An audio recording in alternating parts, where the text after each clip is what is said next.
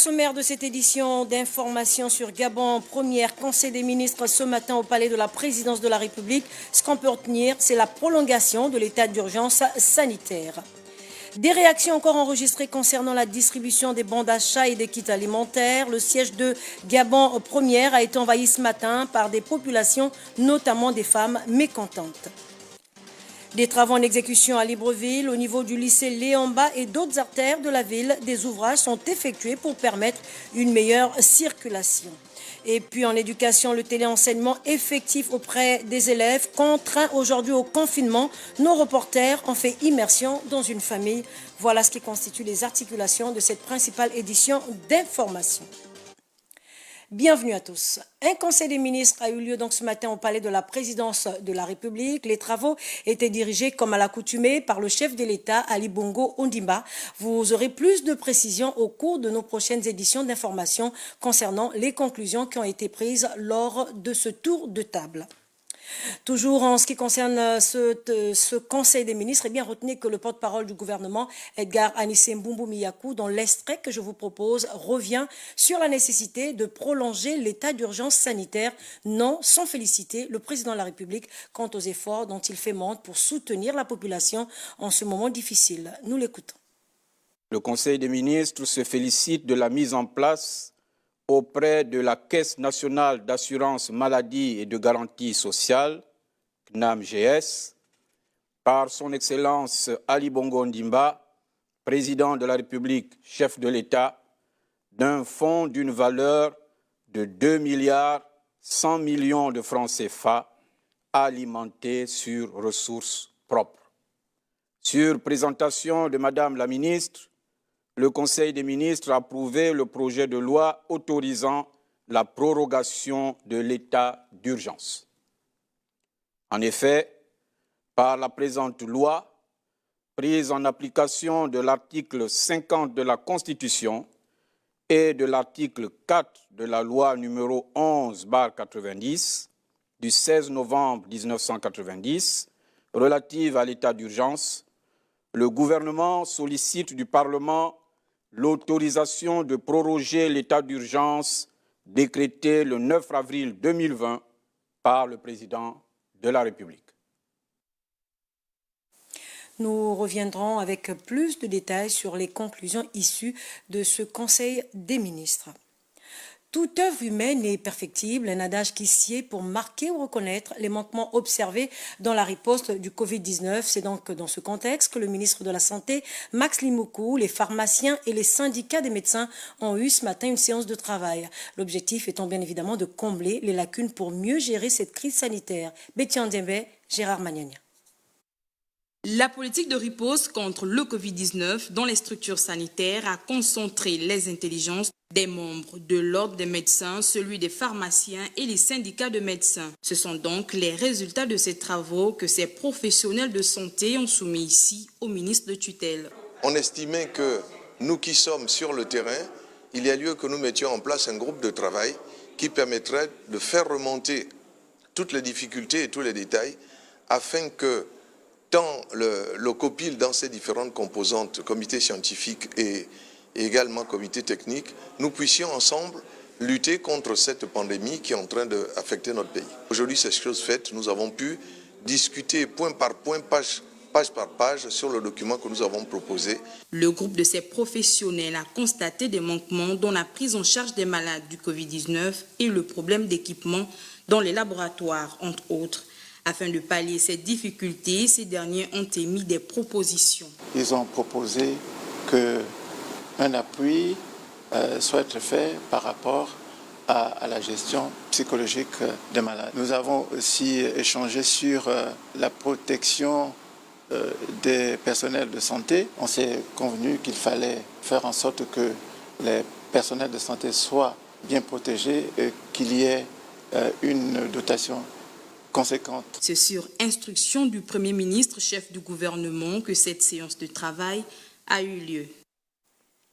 Après la sensibilisation dans les différents services, l'installation de désinfectants dans tous les bâtiments administratifs et la mise en place des équipes réduites d'astreinte pendant cette période, le ministère du Pétrole, sur instruction bien évidemment de son premier responsable, Vincent de Paul Massassa, a fait venir une équipe afin d'assainir les locaux. Annie Konkassa et Bertin Osaga étaient sur place.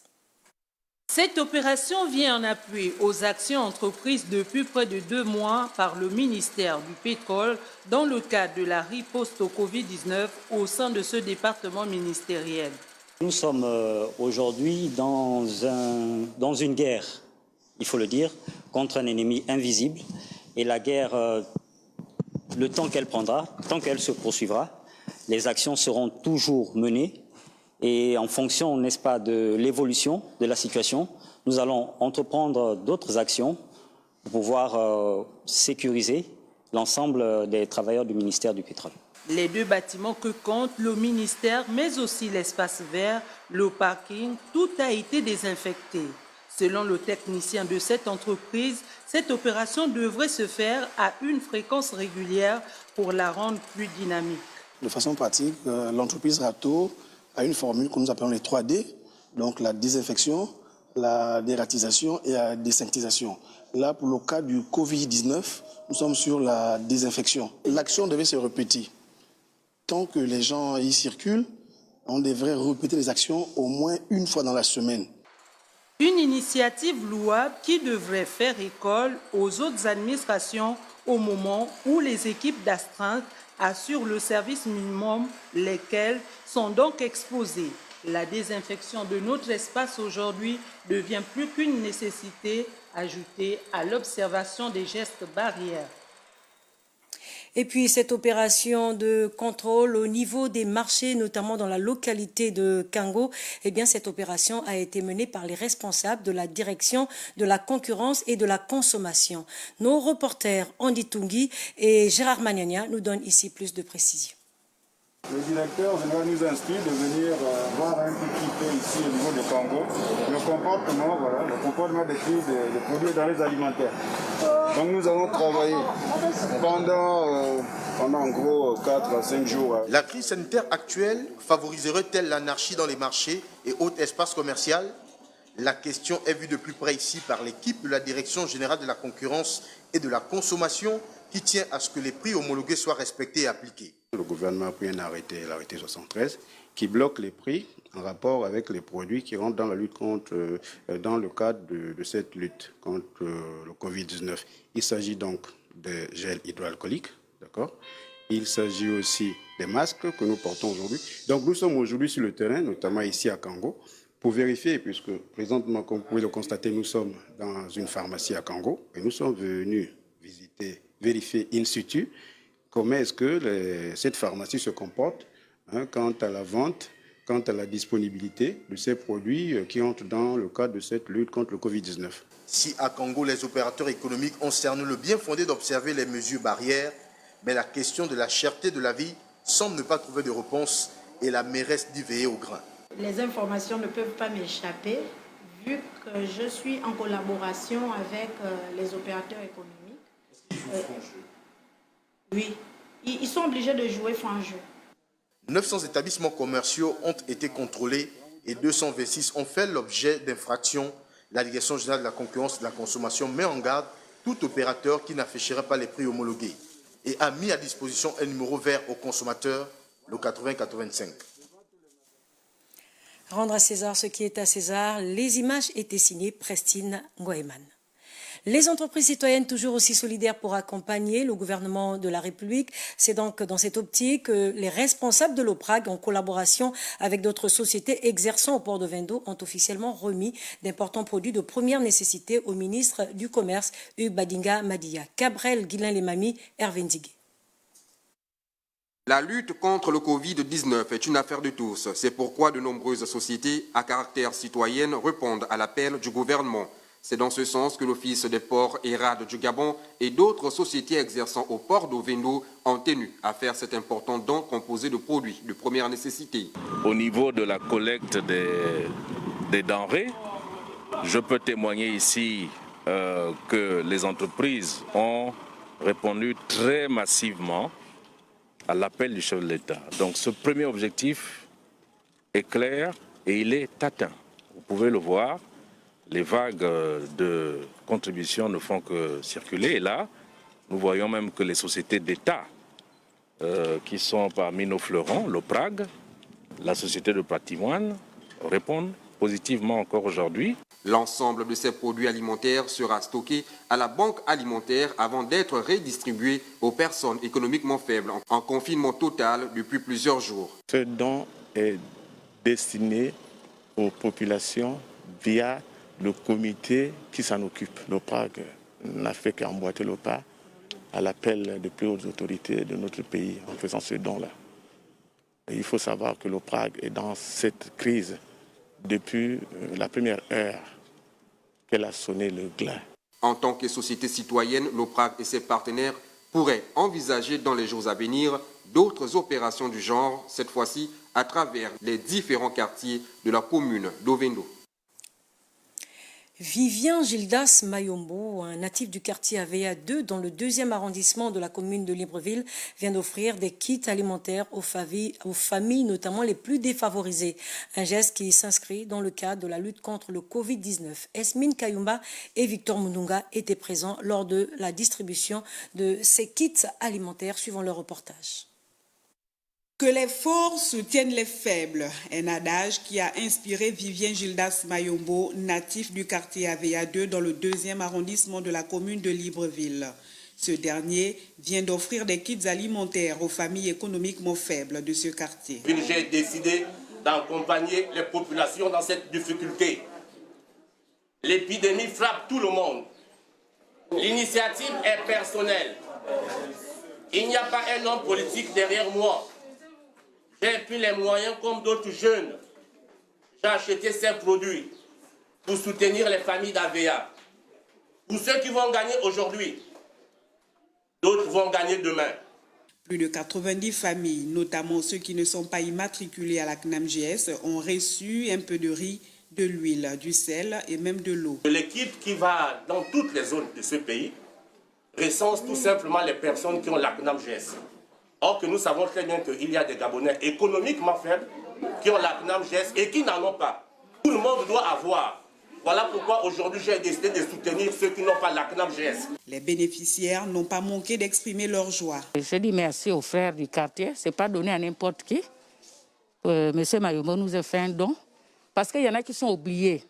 En ce moment, je me dis qu'ils se disent que la maladie est faite pour une seule personne, mais la maladie, c'est fait pour tout le monde. Il n'y a pas un étranger, il n'y a pas un Gabonais.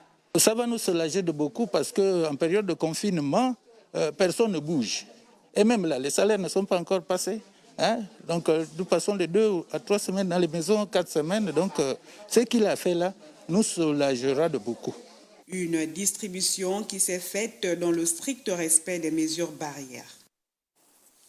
Moult réactions encore enregistrées pour cette distribution de bons d'achat ou de kits alimentaires. Ce matin, des femmes du quartier d'Imagos ont envahi la maison Georges Raouri, siège donc de la télévision nationale, pour fustiger le comportement des agents distributeurs. Stévie Oyan Mezui, Syria Karis nous relate les faits.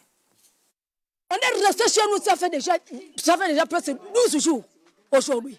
Impatientes de rester dans leur domicile sans voir les bons d'achat apparaître, elles se sont dirigées du côté de la maison Georges Raouri, siège de la télévision. C'est maintenant qu'on vient me faire comprendre que là où on est allé donner le bon d'achat, là, il fallait faire un business avec le monsieur qui partage le bon d'achat. Tu donnes 10 000, il te donne 25 000.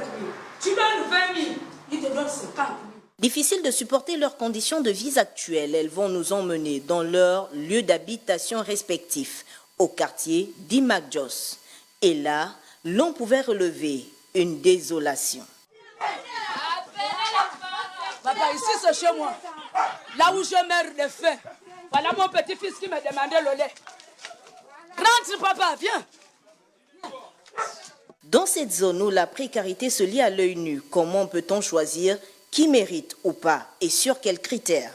Il parle que si tu n'as pas la CNAMGS, tu ne peux pas avoir à manger. Ils ignorent qu'il y a des Gabonais qui n'ont pas d'acte de naissance. Il y a des Gabonais qui n'ont pas de carte. Donc parce que je n'ai pas d'acte, je ne dois pas manger. Après le pont public, ils traversent le pont de Manolo. C'est derrière le pont là-bas qu'ils ont seulement donné à 2 maisons.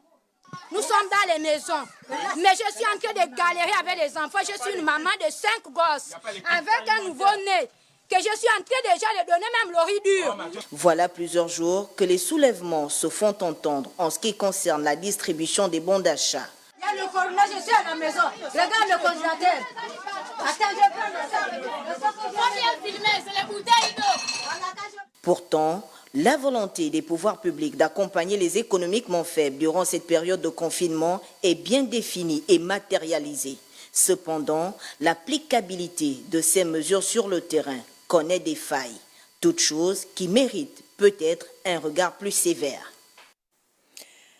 Eh bien, dans cette lutte contre le Covid-19, le chef de l'État, Ali Bongo Ondimba, a pourtant décidé de la distribution des kits alimentaires dans les foyers du Grand Libreville. Cependant, cette mesure semblait appliquée difficilement sur le terrain, comme l'a dit tout à l'heure Stéphio Yann. Que se passe-t-il réellement? Wivine Ovandon jette un regard sur cette situation. Lutte contre le coronavirus, la bataille mobilise les forces dirigeantes. Au sortir, plusieurs mesures à forte tonalité sociale sont prises par le président de la République qui tient à soutenir ses concitoyens durant cette période difficile. C'est ainsi qu'il a décidé de la gratuité de l'eau et de l'électricité, de la distribution des kits alimentaires ainsi que des bons d'achat, entre autres.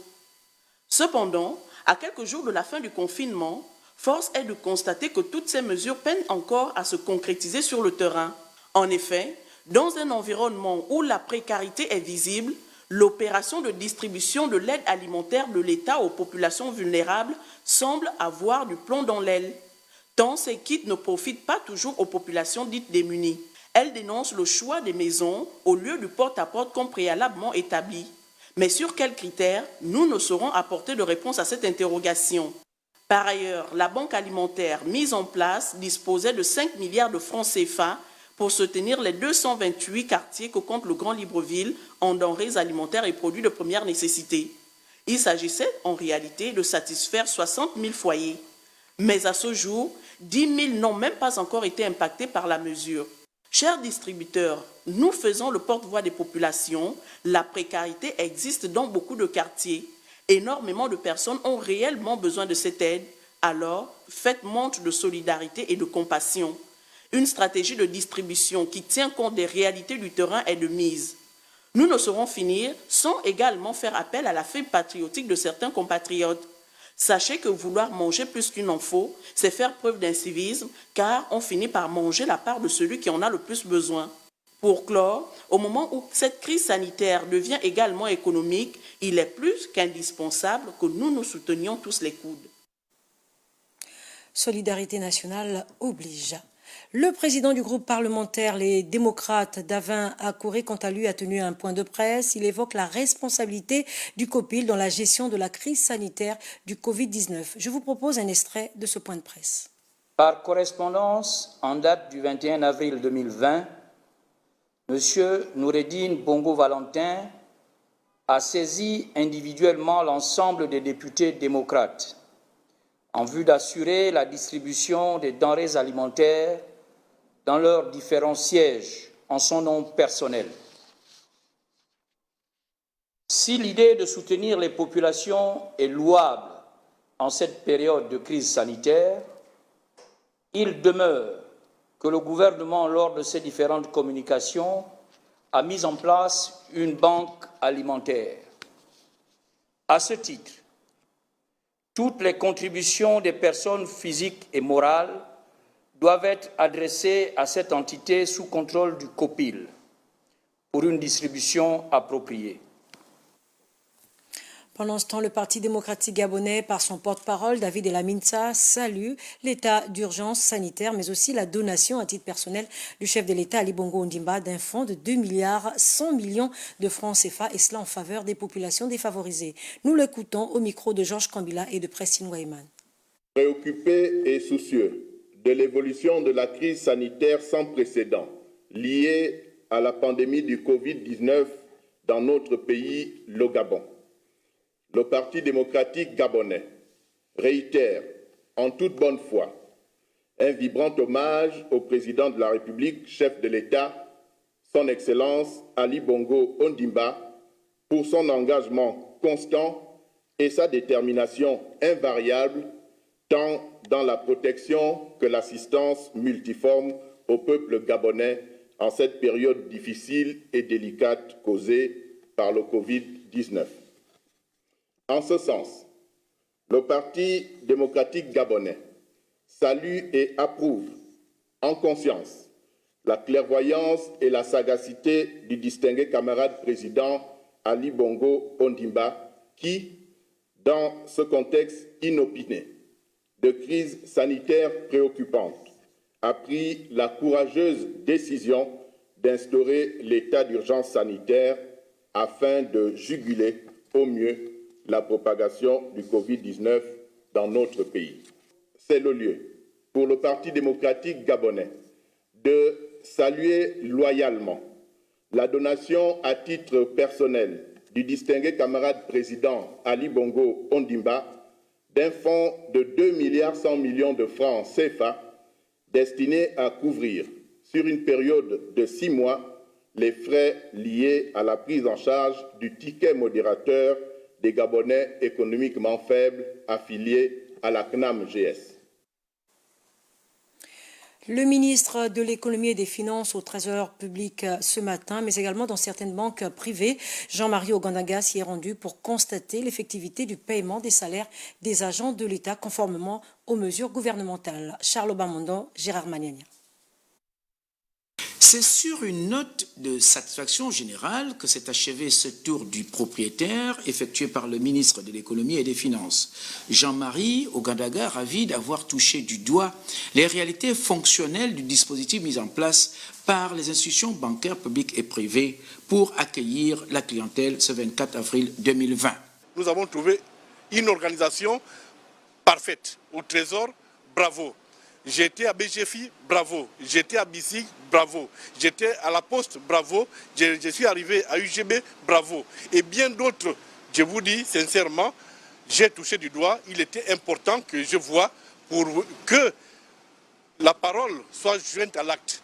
Certes, la stratégie adoptée au lendemain du déclenchement de la pandémie a déjà fait ses preuves, mais la mécanique mérite d'être revue, corrigée, améliorée pour plus d'efficacité dans l'action. Nous ne sommes pas autistes, nous ne sommes pas aveugles. En écoutant les uns et les autres, nous avons compris qu'au lieu de payer un seul jour, on était capable de payer pendant 5-6 jours. Est-ce que ça a changé quelque chose? Oui, ça a changé la disposition dans nos banques, ça a changé la façon dont nous prenons en charge nos compatriotes, ça a changé, ça a allégé le travail des uns et des autres, et je ne peux que dire c'est un travail d'équipe. Comme dans toute guerre, celle contre le Covid-19 est appelée aussi à prendre fin. Toute l'humanité en a effectivement besoin. Éducation à présent, le téléenseignement initié par le ministère de l'Éducation nationale est-il réellement effectif dans certains foyers, notamment chez les élèves en cette période de confinement? Pour répondre à cette interrogation, nos reporters Esmine Chouchou-Kayumba et Victor Mudunga étaient ce matin en immersion dans une famille, suivant leur reportage. Ici, nous sommes au quartier Likwala, dans le 3e arrondissement de la commune de Libreville, chez la famille Mondachoué, où nous avons surpris Géraude, un élève en classe de terminale, devant le poste téléviseur. À l'écran, un cours de mathématiques. Aujourd'hui, on a eu le cours d'histoire, je vois, avant le cours de mathématiques. Il portait sur les rappels de méthodologie et on a eu un exercice pratique.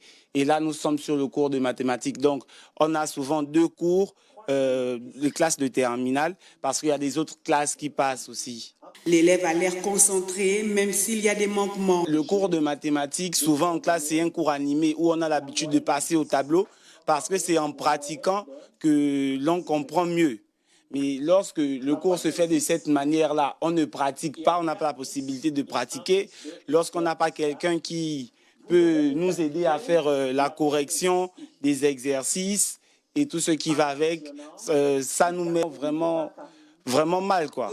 Chez son voisin, élève en classe de terminale également, les parents ont aménagé une pièce pour lui tout seul, afin qu'il assimile bien les cours. On est forcément obligé d'être attentif.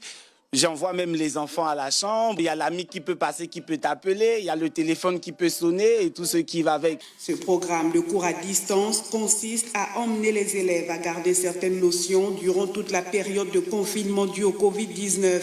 C'est le fruit d'un partenariat entre le ministère de l'Éducation nationale et l'UNESCO à travers le projet Train My Generation. Il faut dire que ces cours sont validés au préalable par l'Inspection générale des services et l'Institut pédagogique national.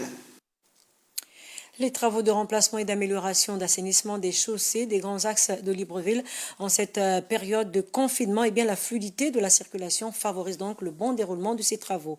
Constat de Tassiana Minko, Victor Mundunga. 6e arrondissement de Libreville, les ouvriers de l'entreprise Colas à pied d'œuvre pour achever la phase de terrassement sur cette chaussée d'ordinaire très fréquentée. Les populations environnantes, confinées depuis près de 2 semaines, disent ne pas reconnaître la qualité de leur voie assiégée d'engins et de techniciens rompus à la tâche. Bon, ça fait longtemps que je sors à propos du confinement total. Je ne sors pratiquement plus, donc en sortant, je vois les travaux et puis ça fait du bien aux gens du quartier. Quand il y a des pluies, ça nous dérange. Et maintenant là, comme il y a des travaux, ça va nous faire du bien.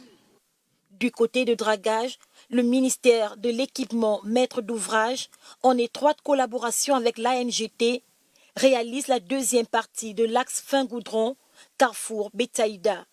Nous travaillons dans la zone de Montalier, donc la première phase de Montalier achevée, donc celle qui part du Fin-Goudron jusqu'au Carrefour à Londji.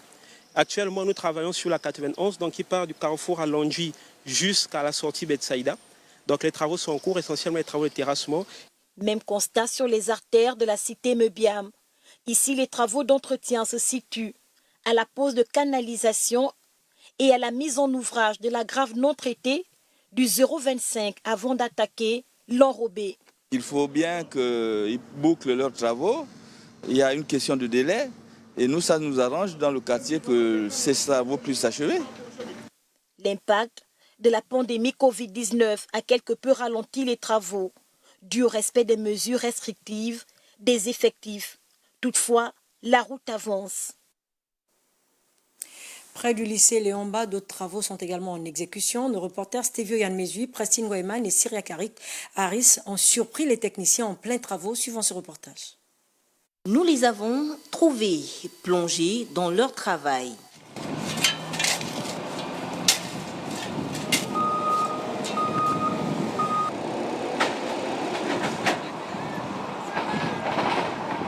Depuis quelques jours, l'on observe une déviation de l'axe Fondation Mère-Enfant Janibori, hôtel Radisson Blu.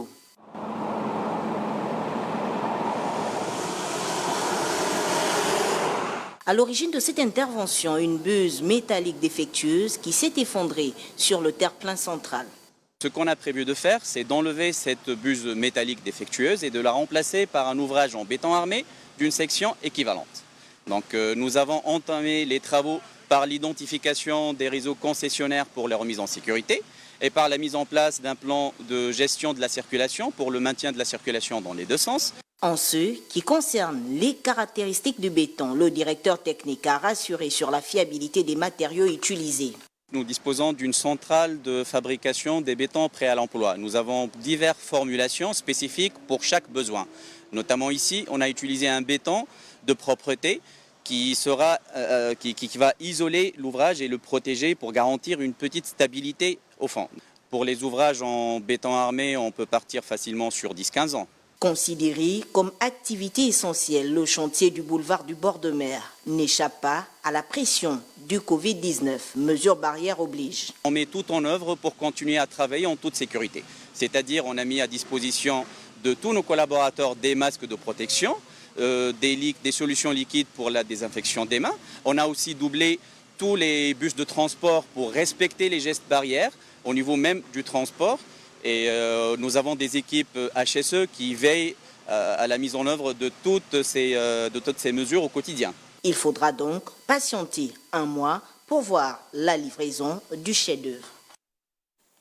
Et c'est la fin de cette édition d'information. Merci de nous avoir suivis. Mais juste après cette édition d'information, comme tous les vendredis, vous aurez rendez-vous avec l'édito de la rédaction. Ce soir, Martial Tibinda revient sur les différentes mesures prises par le chef de l'État Ali Bongo Ondimba pour soutenir les populations durant le confinement du Grand Libreville. Merci de nous avoir suivis. Bonne suite de programme sur Gabon Première.